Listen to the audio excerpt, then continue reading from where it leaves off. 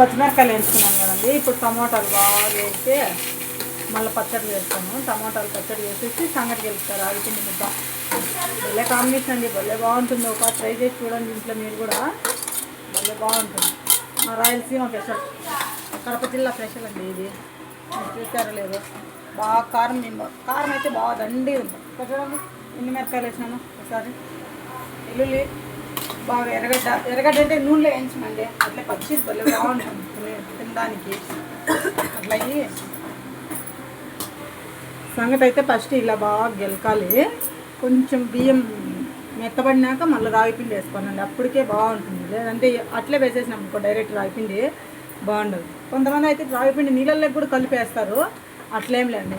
జల్లి పెట్టుకునేసేది డైరెక్ట్ వేసేసేది అంతే. కొంచెం మగ్గనిస్తాము, మళ్ళీ వేసేస్తాం, బాగుంటుంది ముద్ద వేడివేడిగా. అంటే 3 పూట్ల అన్నమే లేకుండా ముద్ద ఒకసారి చపాతీ ఒకసారి ఇట్లా చేసుకుంటే షుగరు బీపీ కంట్రోల్లో ఉంటుందండి. 3 బాగా అవుతాయి పరిగెత్తకుండా.